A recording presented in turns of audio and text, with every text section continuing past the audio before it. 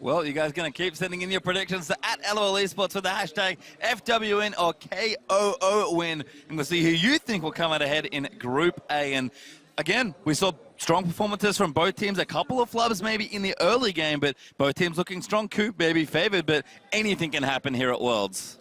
Yes, we have seen upsets already. Quay, as you said, gonna be the favorites, and they are gonna have the all-important Lulu. That's the main thing I look. A lot of crowd control effects here, so they may actually up the lane swap, but that would remove the Nard Darius matchup. Well, right now we are seeing teams sort of posturing.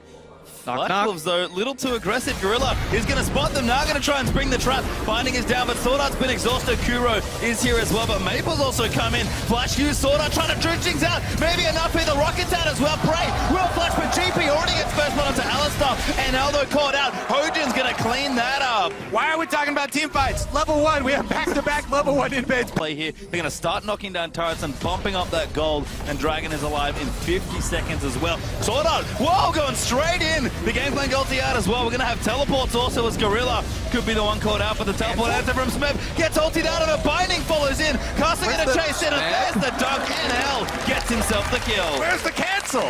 That was a good instant ulti there, though, from NL, locking up Smep. Smep should have canceled. We all agree here, but good proactive play from Flash Wolves. I like it. Flashing in with Morgana. At worst, you force Flash or Flash on 80 carry, and that's always worth it. Plus, here comes the Siege. They've got the double poke of Nidalee plus Varus here. Here comes a poke. One lands right there, and they're going to be able to get a turret off the back of that.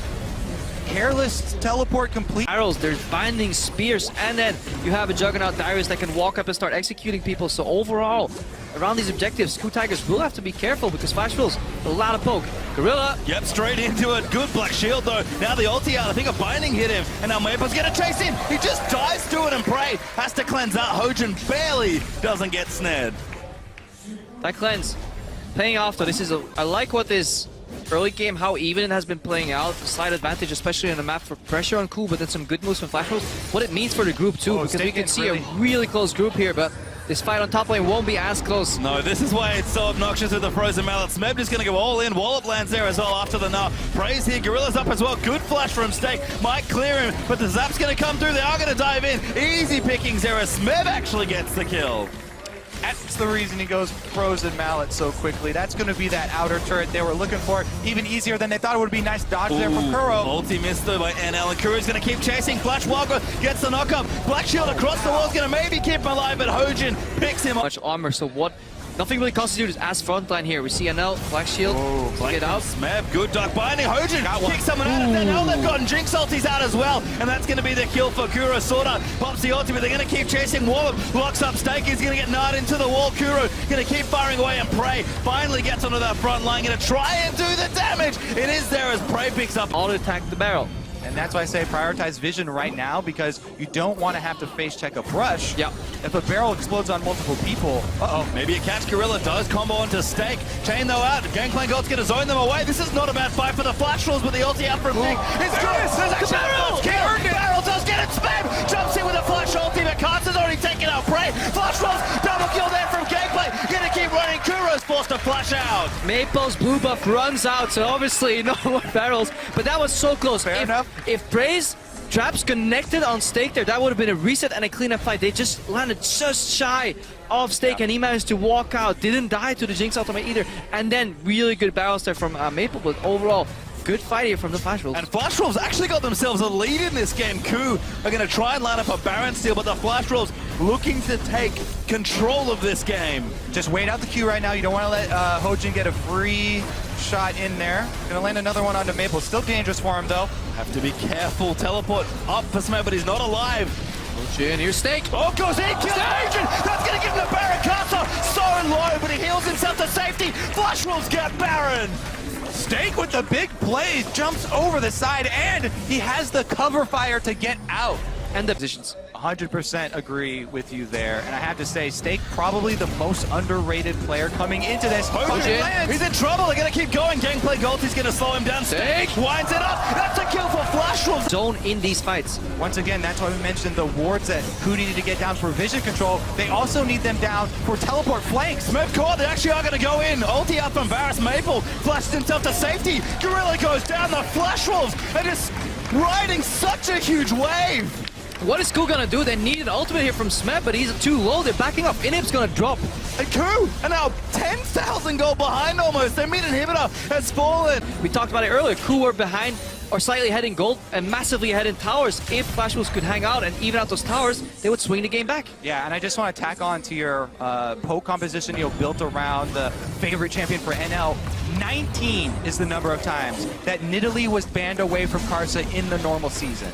Talk about it so much at the very beginning, but he has really been outstanding. Let's see if they can See why Smeb looking for the flank and hell. Gonna keep moving. Smeb now just caught out of position. Karsa gonna try and chase him down a fight on two fronts. Smeb will flash out. They're gonna keep moving. It's Stake. Wants to go in. Goes in with the wild growth sound. Doesn't quite go for the ulti. Looks for the dome. Doesn't get it. Rifle's unstoppable though. They got the flank, but you're gonna have to retreat on all sides here. Flash Wolves just turn and fight. They're gonna take down the inhibitor turret here fairly easily. And that's what you want to, with the moment you notice you're gonna get flanked, you want to engage on the weak side, at least get that fed away and then turn around. But Flash Wolves so far heading gold. If this was even gold, this could have been beautiful for Quay Tigers, but yeah, they're starting to drown. There's just almost, when they get ahead, it's so hard to combat against them because the only way to really fail is to drastically get caught, and Flash Wolves have played with enough patience, enough distancing from the opponent to not let that happen, and they've shown that they really know how to play these type of compositions. And obviously if Pokemon's get behind, it's really easy to walk over them and kill them, but didn't happen this game. Flash Wolves setting up for that Baron. And now Flash Wolves, they have started it up. Quay, I don't know if they can really approach, but they have just fully committed the poke. Still moving out, and Els tanked a lot of damage. Smeb, he's going to be the one pulled in, but he's almost making up. This could be tricky. Stake, Black Shield, huge zone off there from Gangplank. And now almost gets sniped by Jinx Gorilla. Straight into the back lines of Flash Wolves. Player well sorted on. Flash ulti zone is there, and Stake dunks a Smeb. As, oh my god, Prey, he's going in, but he gets cut down by Nidalee. Karsa once again assassinates him. And this was almost the best way it could play out. Instant Baron, no poke setup before Quay Tigers can commit. Snub gets an ulti, but it's just too little too late. This was the best case scenario for Quay, and it wasn't enough. Yet all that Quay have left now is the Lulu. There's no way he's going to be able to steal this. Plenty of vision for Flash Wolves, plenty of members left up on the field. They're going to grab the Baron, and again, the poke off with the Baron, plus the massive gold lead here. This is Flash Wolves' game to take. It certainly is. All that's left is the Nexus, and we're going to watch this again. Yeah, usually we want to set a poke before this Baron, but already gets NLS at quarter HP at the start of this fight. Look at Stake, he's going to get Black Shielded, I believe, to dodge the ulti, and that's big, big. Sword Art is now going to move forward and zone with his ulti too. That finding onto Hojin, he gets caught in the middle and immediately blown up. Great zoning there from Sword Art. It separates the team and allows Stake time to get his kill. Prey was going in for the crit. Yeah, he wanted the crit reset right there, and he almost got another auto attack off. But it was Karsa landing a mark, I believe it was a spear, and then instant flash follow-up, and that's the difference right there. If he missed that somehow or didn't have flash, Bray could have immediately killed 3 people there, but Karsa has no hesitation going into cap form and going for the executes. Multiple times he's been able to cut Quay off at the knees. And now Flash Wolves are going to just go straight in here. This mid inhib has respawned, and they're going to look to try and find something. Hojin was peeking over for a flank. Look at the poke flank is still works. there. Oh my god, Gorilla goes in, but a great Black Shield by Sword Art. Now Flash Wolves 5v4. Gorilla goes in, Gorilla goes down, and that is going to be an inhibitor here. With the Baron buff, they can just sit around and Baron empower the double lines of super minions that come in. And I love me some flank wards when you're playing poke composition, because that is the weakness. Suddenly you're like, where is Lee Sin? Well, he's behind us, get kicked in. But that doesn't, Flash Wolves don't allow that to happen. In addition, it does seem that Morgana seems to be a strong pick against a lot of these meta champions. Yeah, when I saw the first 3 picks here in Champions Select for Flash Wolves, I was fairly worried that they were going to go, that LMS route of too much melee, and not enough wave clear, but they finished it out really nicely with the last 3. Kuro almost got one shot there as Gangplank's really coming out. Flash Wolves now going to look to take the final inhibitor and really put the nail in the coffin of Quay. Tigers Quay have almost nothing left to defend. And the Flash Wolves on the brink of another Game 2 upset. If you guys have limited watching time, highly recommend Game 2s, because apparently these are the big ones. Yeah, and just this group in general is about to get so excited. CLG, close game against Flash Wolves. Dianos just tore it apart, said it was horrible. Quay Tigers were going to win, but now Flash Wolves, they turn it around. They're at the verge of taking their first win at Worlds. Hojin tries to assassinate NL, but he doesn't get it. Flash Wolves might just beat Quay here. One Nexus turret is down. The super minions in the Baron are doing too much. Quay Tigers too far behind. Can't do anything. What is up with the upsets?